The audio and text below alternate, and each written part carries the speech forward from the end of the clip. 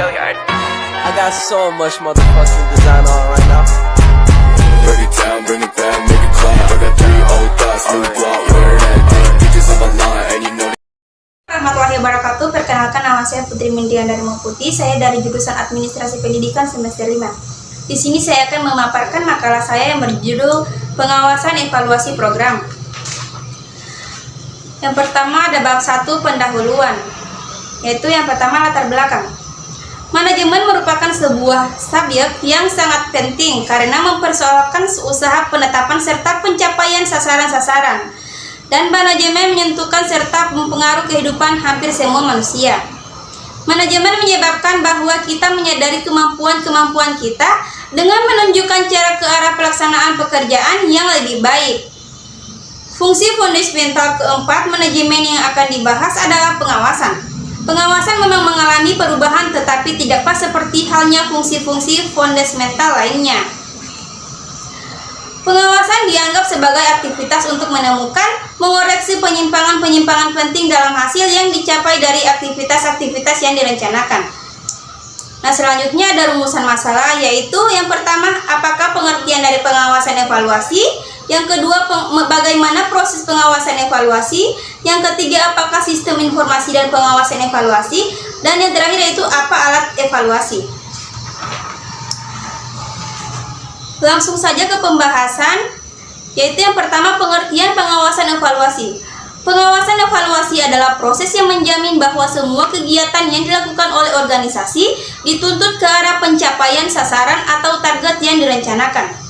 Pada dasarnya, rencana dan pelaksanaan merupakan satu kesatuan tindakan walaupun hal ini jarang terjadi. Pengawasan diperlukan untuk melihat sejauh mana hasil yang dicapai. Menurut Murdik, pengawasan merupakan proses dasar yang secara esensial tetap diperlukan bagaimanapun rumit dan luasnya suatu organisasi. Dalam arti, manajemen yang diinformalkan tidak akan terdapat tanpa adanya perencanaan, pengorganisasian dan menggerakkan sebelumnya. Pengawasan tidak dapat terjadi dalam sebuah vakum. Ia berkaitan dengan dan ia merupakan bagian daripada output ketiga macam fungsi fundamental manajemen lainnya. Pengawasan merupakan satu faktor penunjang penting terhadap efisiensi organisasi. Demikian juga pada perencanaan, pengorganisasian dan pengarahan. Pengawasan merupakan suatu fungsi yang positif dalam menghindarkan dan memperkecil penyimpangan-penyimpangan dari sasaran-sasaran atau target yang telah direncanakan. Pengawasan dilaksanakan untuk mengusahakan agar komitmen-komitmen tersebut dilaksanakan. Kegiatan pengawasan berarti cepat atau lambat adanya kegagalan perencanaan dan suksesnya perencanaan berarti suksesnya pengawasan. Yang kedua, proses pengawasan evaluasi. Apabila kita kembali pada proses pengawasan, maka seperti sudah dikatakan, langkah pertama dalam hal mengukur hasil pekerjaan mulai dengan mempersoalkan problem pengukuran. Dalam rangka usaha mengukur sebuah entitas, senantiasa timbul persoalan ciri-ciri apa yang perlu dipertimbangkan. Yang kedua ada membandingkan hasil pekerjaan dengan standar dan memastikan perbedaan atau apabila ada perbedaan. Langkah yang kedua, proses pengawasan terdiri dari tindakan membandingkan hasil pekerjaan dengan standar. Hal tersebut pada dasarnya berarti mengevaluasi hasil pekerjaan. Yang ketiga yaitu ada mengoreksi penyimpangan yang tidak dikehendaki melalui tindakan perbaikan. Hal tersebut langkah ketiga dan terakhir daripada proses pengawasan. Dapat dianggap sebagai tindakan memaksa agar operasi-operasi disesuaikan atau dilakukannya usaha-usaha untuk mencapai hasil yang sesuai dengan apa yang diharapkan. Dengan cara yang agak berbeda dapat kita mengatakan bahwa pengawasan terdiri dari tindakan-tindakan, yaitu yang pertama mencari keterangan tentang apa yang sedang dilaksanakan. Yang kedua, membandingkan hasil-hasil dengan harapan-harapan yang menyebabkan timbulnya tindakan. Yang ketiga, menyetujui hasil-hasil atau menolak hasil-hasil dalam kasus mana perlu ditambahkan penambahan tindakan-tindakan perbaikan. Selanjutnya ada pengawasan evaluasi dan sistem. Yang pertama, tujuan pengawasan evaluasi. Tujuan pengawasan menurut konsep sistem adalah membantu mempertahankan hasil atau output yang sesuai syarat-syarat sistem. Yang kedua, pengawasan evaluasi menurut paham klasik. Menurut paham ini, pengawasan merupakan coercion atau complying, artinya proses yang bersifat memaksa-maksa agar kegiatan-kegiatan pelaksanaan dapat disesuaikan dengan rencana yang telah ditetapkan. Yang ketiga, pengawasan evaluasi dan konsep sistem sibernetik. Sistem sibernetik yaitu sistem kesadaran yang memandang organisasi atau sistem sebaik mesin homeostasik yang bekerja secara otomatis. Terakhir, pengawasan evaluasi sebagai suatu sistem informasi. Pengertian pengawasan adalah menetapkan standar pelaksanaan pekerjaan, pengukuran pelaksanaan dibandingkan dengan standar dan mengoreksi kesenjangan-kesenjangan, maka proses pengawasan tidak akan terlaksana tanpa proses informasi. Selanjutnya ada pengawasan evaluasi dan sistem. Yang pertama, tujuan pengawasan evaluasi. Tujuan pengawasan menurut konsep sistem adalah membantu mempertahankan hasil atau output yang sesuai syarat-syarat sistem. Yang kedua, pengawasan evaluasi menurut paham klasik. Menurut paham klasik ini, pengawasan merupakan coercion atau complying, artinya proses yang bersifat memaksa-maksa agar kegiatan-kegiatan pelaksanaan dapat sesuaikan dengan rencana yang telah ditetapkan. Yang ketiga, ada pengawasan evaluasi sebagai suatu sistem informasi. Pengertian pengawasan adalah menetapkan standar pelaksanaan pekerjaan, mengukur pelaksanaan dibanding dengan standar dan mengoreksi kesenjangan-kesenjangan, maka proses pengawasan tidak akan terlaksanakan tanpa proses informasi. Adapun jenis-jenis informasi pengawasan evaluasi. Umumnya informasi dapat diklasifikasikan sebagai berikut. Yang pertama, pemasaran pemakaian jasa atau barang, yaitu informasi yang berhubungan dengan kemajuan rencana kebutuhan antara lain menyangkut kuota daerah pemasaran tenaga. Yang kedua, pabrik, yaitu informasi yang dipakai untuk mengukur pelaksanaan terhadap rencana keuangan organisasi. Yang ketiga, persoalan. Yang ketiga, personal, yaitu informasi yang berhubungan dengan tindakan pelaksanaan kerja personal. Yang keempat, keuangan, yaitu informasi yang berhubungan dengan pelaksanaan rencana keuangan perputaran uang kas. Yang terakhir, riset pengembangan dan pemesinan, yaitu informasi yang menyangkut hasil penelitian, pengembangan, dan teknik pemesinan.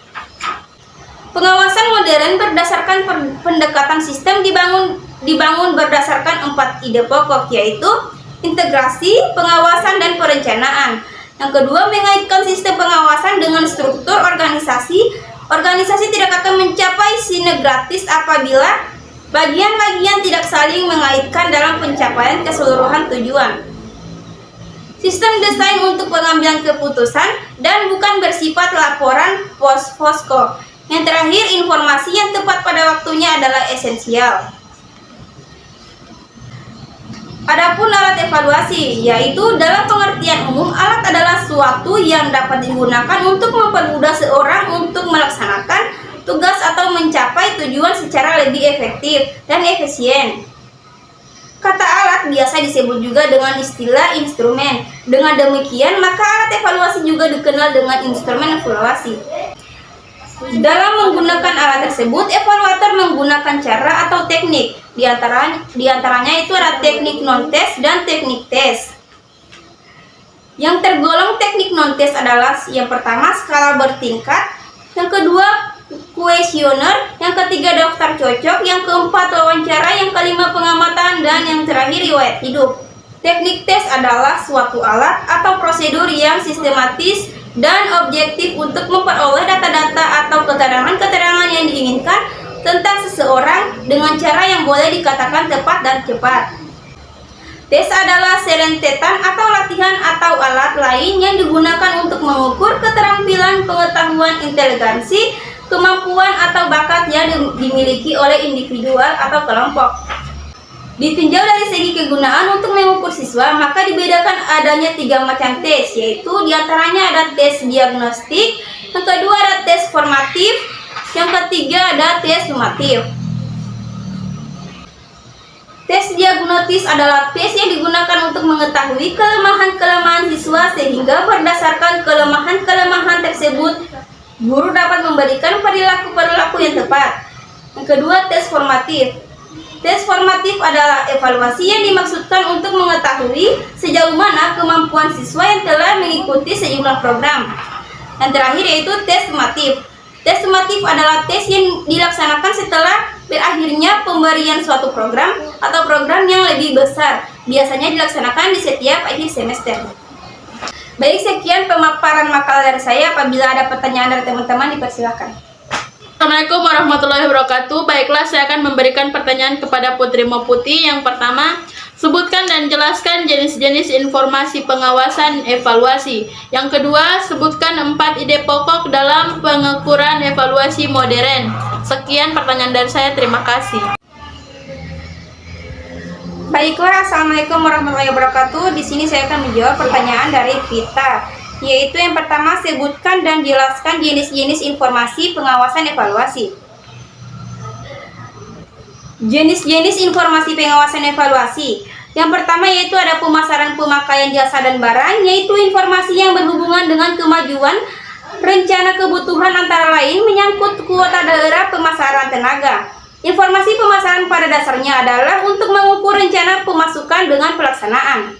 Yang kedua ada pabrik, yaitu informasi yang dipakai untuk mengukur pelaksanaan terhadap rencana keuangan organisasi. Yang ketiga ada personal, yaitu informasi yang berhubungan dengan tindakan pelaksanaan kerja personal.